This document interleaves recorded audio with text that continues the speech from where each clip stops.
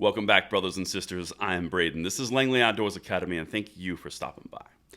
All right, guys, we have a bit of a situation developing. We are going to dive right into this because this is breaking out of Washington about 5 hours ago. We've got McConnell okaying gun talks with Chris Murphy. Now, I know it's not a good look, but I'm going to walk you through this. Everything is linked in the description box below. We have got to talk about this because this is something that we need to be aware of. Now, I said in my video last night and this morning, it is go time. Get your phones ready. We're going to be watching this consistently. I know Jared from Guns and Gadgets is going to be on it. I'm sure Anthony's going to be on it. We're going to be all over this because this is the time. This is what we do. And we're going to defend our rights and we're going to pass them on to the next generation. Make sure you are subscribed and your bell is turned on. So let's get it. Enough of that. Like I said, link below. All right. Exclusive. McConnell says he has directed Cornyn to engage with Democrats on a bipartisan solution on gun violence. Now, this is from 301 today, okay? That doesn't give me exactly warm tinglies, but let's dive in because there is a lot of stuff that we need to know. Like, objectively, this is something that we got to look at. Washington, CNN. Senate Minority Leader Mitch McConnell told CNN on Thursday he met earlier in the day with Texas Senator John Cornyn and encouraged the senior Republican senator to begin discussions with Democrats, including Senators Chris Murphy of Connecticut and Kyrsten Sinema of Arizona. Now, those selections are important. We're going to go back to that in a second. To see if they can find the middle ground on legislation to respond to the situation. We know what we're talking about. Okay, so now the reason that it's interesting who they chose here, Kyrsten Sinema has been kind of on the outs with the Democrats because she refused to abolish the filibuster. Same thing with Manchin. So that's kind of a middle ground Democrat. That's interesting. Then you've got Chris Murphy. And Chris Murphy, while extremely impassioned, he is all about the gun control. But it's interesting that they didn't go someone with like Blumenthal. Very intriguing look. That is important. It does play a fact here. But let's keep going. I want to show you all the details here. Lawmakers on both sides of the aisle are facing enormous pressure to take action in the wake of the situation, but members on both sides acknowledge the uphill battle to find common ground given the highly polarized political climate around gun legislation and widespread GOP opposition to stricter gun control. I mean, obviously the GOP is defending Second Amendment rights, like that whole shall not infringe thing. I know, weird.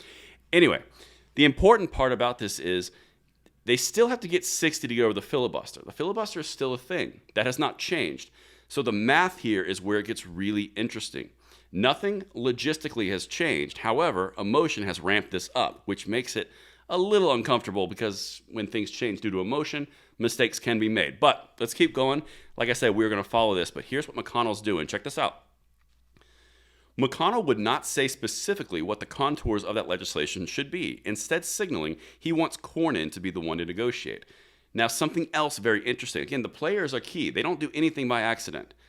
Cornyn was involved with Chris Murphy earlier this year into the late part of last year around potential gun control measures. They were in the negotiations, if you guys recall back then. Let me know in the comments field if you do. But they had legislation that fell apart after like 5 months of negotiation. So the same players are going back to the same table where it fell apart earlier. Again, all this stuff is really, really crucial because that why is huge.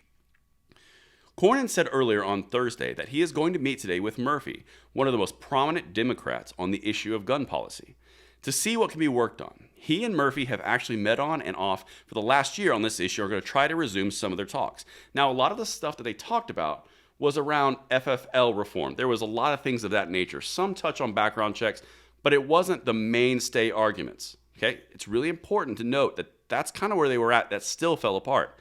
Again, that filibuster is still in place. So this is what Cornyn actually has to say. And to me, like I said, you guys tell me, you guys make up your own minds, but this sounds interesting. Cornyn has also said that he does not want to see the situation used as a way to infringe on gun rights. Well, that's a good start. Okay.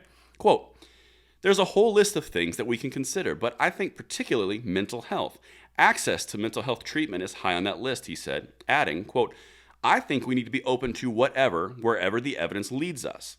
I would say that this is not an excuse to infringe the Second Amendment rights of law-abiding citizens. Doing that will do nothing to fix tragedies like this. Okay, that's a pretty strong statement that doesn't leave a lot of off-ramps. But again, emotion has kind of overridden a lot of things right now. But that's where Cornyn's at going into this. Now check out what Schumer said. Senate Majority Leader Chuck Schumer has indicated that Democrats are willing to give some time and space for efforts to reach some kind of bipartisan compromise on gun legislation, though he has noted the odds are long. He has also made clear these efforts will not be given an unlimited amount of time to play out. So now that one is, I'm going to be honest with you guys, that one feels weird. Chuck Schumer doesn't do anything if he thinks he has it where he doesn't push full bore. That's just his MO. For him to back off when the emotion is really high, that does, I don't have a reason. I can just tell you it doesn't, something feels off. But for him to allow time for this to play out and then basically say, hey, there is a time limit on this, that's an interesting piece as well. Now, this is breaking news. This is as of today. Let me know what you guys think in the comments field below, and make sure you are here. And because this is going to get a lot more intense as this goes forward, and we will keep you updated as we move forward together. Thank you so much for watching, and I'll see you tomorrow morning on the Bullet Points. I'm Braden. See you later.